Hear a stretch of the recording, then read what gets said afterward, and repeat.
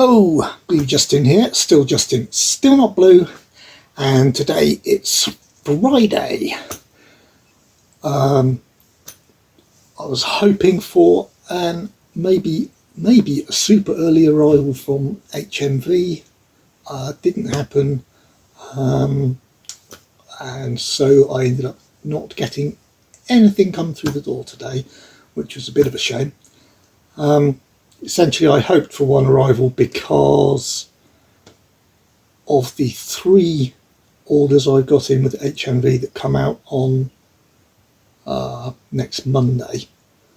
I got one that was sent yesterday and 2 that were sent today, and I was hoping that the one that was sent yesterday might get through today, because sometimes that happens, because sometimes the ones on Friday often turn up on the Saturday and occasionally arrive on Monday, but it didn't happen, so there you go. So basically I'm hoping now for at least one of the HMV orders that's released on Monday to turn up on Saturday, because I know the post office has received at least one.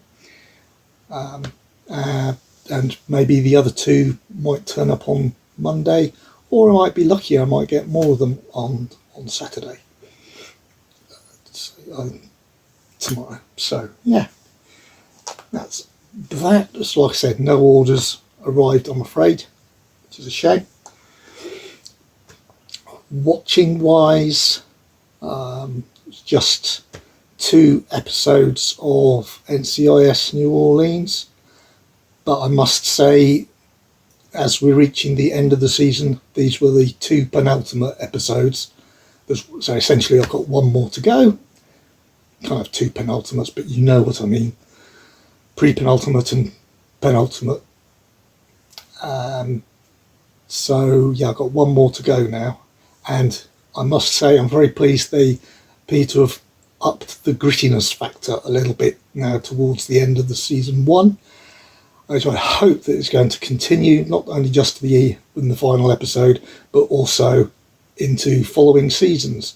I don't know whether this is going to happen or whether they're just going to vary, etc., and go back as they lose the plot arc, which I think the main reason this has got amped up a bit is because they're starting to resolve the season 1 plot arc, which hasn't really has only been touched on a few times. So there has been an arc, but it really hasn't impacted enough to between the normal just fill in, as you like, ignoring the arc episodes, etc. So yeah, they were really good. Very pleased to see that happening. What else? Checked the anime on, no, not, yes, do I mean anime online? Yes, I do. Anime online, not all the anime. Anime online deal of the week for you, Reynard. I'm sure you're doing it yourself now, though. And they appear to have some interesting stuff this week. I'm just going to make sure I can pronounce it properly as much as I can anyway. It's called Amagami SS, the deal of the week this week. They've got season 1 Blu-ray for $9.99, and that's 650 minutes, so that's twice as long as what you'd normally see an anime series of 30-minute episodes. It's usually 300 minutes. They usually come in 10 to 12 episode blocks for 300 minutes. This is a 650 minute very full season, and that is going for $9.99, reduced from $49.99. Told you they were good. Season 2 is coming in at $7.99, reduced from $34.99, but that's just a regular half, if you want, compared to season 1, it's half length, but normal length of 325 minutes, I think they said it was, or 315 minutes. Like $7.99 for it, reduced from $34.99. Yeah, as I said. And if you happen to have or had really, they also got season 2 on DVD. Now that's a very, very, very good reduction, reduced from $29.99 down to £2.99 of your English pounds. I mean, that's really nothing. Even if you're counting the fact that Anime Online will charge you £2 per order for post and packing. If you get, for example, if you weren't worried about whether or not they were Blu-rays, you could get season 1 on Blu-ray, the full one, for $9.99, and season 2 on DVD for $2.99, and that's what, £15 for both seasons. The downside is that season 2 does rely on season 1, and they haven't got season 1 DVD in the offer. It must have sold out, I presume, otherwise they probably would. So you do have to have season 1 either from somewhere else, or you have to own it already, or you'd have to buy the Blu-ray. And if you're going to buy the Blu-ray of season 1, I personally would buy the Blu-ray of season 2 to match it. In fact, I did, yes. I ordered them both, so I just paid, what was it? So essentially £20 for both seasons, including package and posting. As like I said, it's £2 per order, not £2 per item for package and posting. Just to run through quickly about what it is. Amagami SS. It's what they call a slice of life romance school setting anime. School setting is very common for anime, not because of the age thing particularly, but because Japan sees school time as very much a case where the time of your life where things can change much more, or because once you reach adulthood, so much time is taken up with your job, and if it's not directly your job, you'll be working hugely long hours. Then you'll be expected to go out in the evening to support your boss and with customers, etc., for no extra pay, and quite often you'll get minimal amounts of sleep, etc. I've done a little bit of background research on this. I'll probably do something in one of my proper anime videos relating to some of the background in Japan about why certain settings happen more than others. But put it this way, dating wise, it's much easier to set up a romantic type dating situation in a school based college. They will set it late school, college, 17, 18 usually, for the animes, because, I mean, just as a top of my head fact-ish, I think it's something like 30-40% of 30 to 40-year-olds or something like that in Japan are still virgins, because they just don't actually have the time to date around their jobs. So that's a lot of the reason why they set them at a college type, school type age, or in another universe, so that they can actually do that. I just thought that's a nice bit of background for you. It's not them having some weird thing about schoolgirl outfits necessarily, but this is quite an interesting one. The general plot is that the series is based on a dating simulation, and each mini arc is 4 episodes in season 1 and deals with a different girl, and they're the totally your different paths you can take through the simulation game, and so it shows you all the different paths you could take through the game if you played it, type of thing. The central character is the same. The central character plays each arc, but each arc does not follow on from the others. They're totally separate arcs. So that's going to make it exceedingly easy to watch as an introduction to anime or something like that, because you don't have to watch very much. You only have to watch half-hour episodes, 2 hours, or for the full arc of one girl, etc. And that's how the whole is broken down, and it just goes through all the different, like I said, the different paths through the game that you can take with each of the different female characters. Season 2, which I believe is actually called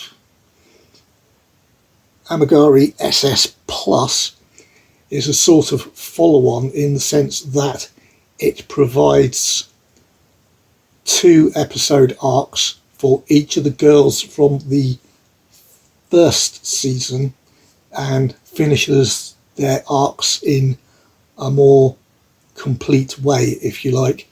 And that's why getting season 2 separately, which is a shame because it's the only one you can get cheap on DVD in this offer, doesn't work, because without season 1 to relate back to, you can't do it. And apparently there is no recap on season 2 either, even from what happened in season 1. They really do fully expect you to have watched season 1. I did a quick bit of research. Research me? Yeah, really did. And yeah, like I said, I ordered those because I think they sounded really interesting.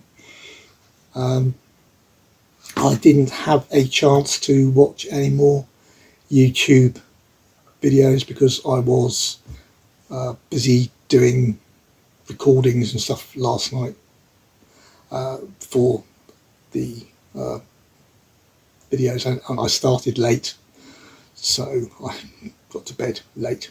So that's just the way it works sometimes.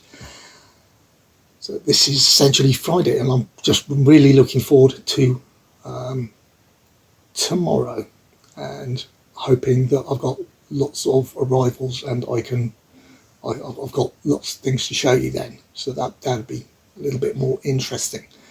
I think it's always nice to have arrivals to show you and give my opinion, whatever. But I think I know it's a bit overly anime heavy today, but I hope that you appreciate that, given it's a Friday and that it's an excellent offer, it is important that I make sure I get out that information that I look up each week, and such. So the only other thing is that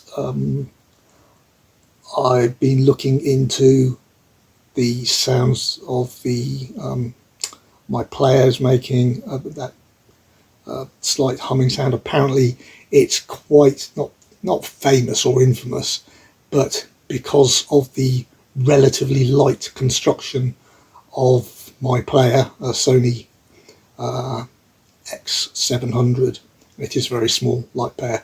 It produces an excellent picture in my opinion, and mine has been multi-regioned, I think I've mentioned in the past, and it does have Dolby Vision and obviously with HDR there's Dolby Vision, which is nice. The only damn thing with Dolby Vision on the Sony being that you have to switch it manually, so you have to know whether or not the disc has Dolby Vision on it. It's supposed to read it out, but I think the multi-region modification on mine stops the disc being informing me of whether or not it has Dolby Vision on it. So I have to look it up, which is even more of a pain. But it's done me proud for the last 10 years. But as I was saying, that apparently it's because of its light construction, it is known after heavy use for many years, it is known to have a problem where the bearings in the mechanism do start to fail more than on some of the more sturdy constructed players. Even the bigger Sony player like the 800 or the M2, but the 800 came before the 700. Confusing enough, I know, and didn't have Dolby Vision, which is why I didn't pick that one up at the time. But I had a little chat with Chat GPT and asked for advice, and it did a very good job of helping me and producing comparison with columns for the various different players. I mean, obviously I suggested which players that I was interested in, and it gave me a list of features side by side, etc. And like everybody, looks like the one for me is the Panasonic 820.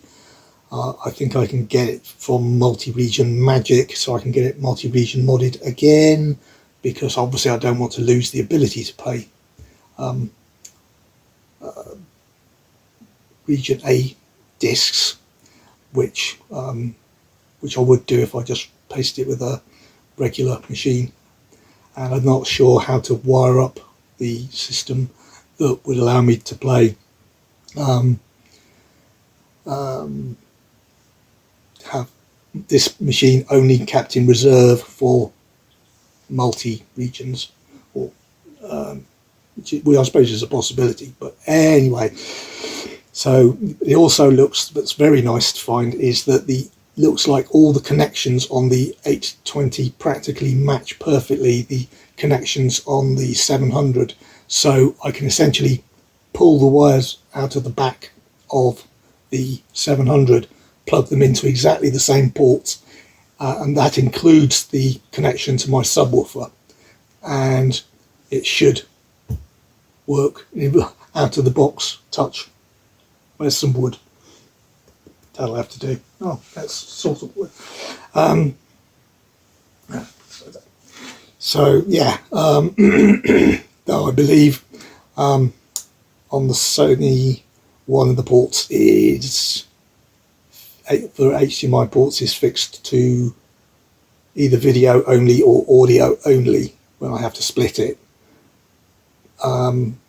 Whereas on the Panasonic it could be audio, or both ports can be audio or video, so it's best to tell it when you're setting it up that port 2 is going to be the audio one, so it doesn't start sending out both signals down both ports. And essentially I have to do that because my receiver is so old that it even though it provides the pass-through signal for 4K to the television, it's too old, so it does not recognize HDR or Dolby Vision. So if I plug it into the receiver and send that signal to the television, I would lose HDR and Dolby Vision. So that would be a bit pointless, because I've got quite a relatively small telly, and Dolby Vision and HDR are the main improvements for 4K for me, at least at the moment. So it would be very, very bad if I didn't have a proper link.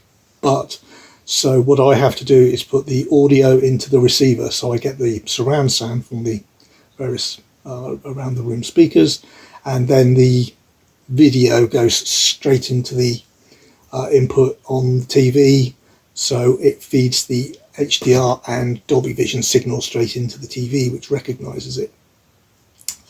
And that's the way it works. And apparently that's actually the best way of doing it for quality purposes anyway, technically speaking. But let's face it, to be honest, to see the difference, you'd probably have to have one heck of a setup, which I don't. But it's looking like that's the way I'm hoping to be able to take it. And I've looked at prices and such. And did you know, and this is something I found quite interesting, when I was talking to Chat GPT about replacing my player, I was talking to it in the usual way of, I have so many thousand discs, so it's very important that I get a replacement before this one fails, etc. And I'm a bit worried about how I'm going to actually, I'm just jokingly put, I'm a bit worried about how I'm going to persuade my better half to spend the money, considering we've still got one that works for now. And lo and behold, in actual fact, Chat GPT actually does come up with 5 sets of suggestions on how to persuade your wife to let you buy a new Blu-ray, 4K Blu-ray player, and why it's important. Who knew? So I'll let you know tomorrow how that goes, and whether or not we're getting a new 4K player anytime soon. But just to say, try it. You never know. It says it can give you advice on writing letters to HR and to your boss as well, because I asked it that after finding out it would do that for getting a pin pass on a 4K player. Anyway, I found it very, very funny when I accidentally set that off. AI does have a sense of humour. It's great. But anyway, okay, sorry, I shall leave it there now on a wonderful high note. So that was it for Friday. Like I said, no arrivals, just a couple of episodes watched. That anime ordered, and it's very, very cheap. If you're interested in looking for it, I shall try to remember to leave a link to Anime Online. Preferably I'll try to link direct to their Deal of the Week page, but I don't know if that changes each week, so please don't rely on it in going back to this one in future. If it's a future week, I don't know if they change the link, whether they keep it at the same page or not. So, but that was my Friday, and I'm hoping, like I said, tomorrow to get at least 1 or 2 arrivals from HMV, if not the full 3. And that will be something to talk about, because at least one of those is something very, very nice. They're obviously all nice to me, otherwise I wouldn't order them, but you know what I mean. Okay, thank you very much for watching. Please hit like, please hit subscribe, please comment down below, and I shall reply to any comments, and please try and help my channel. Thank you very much indeed, and bye.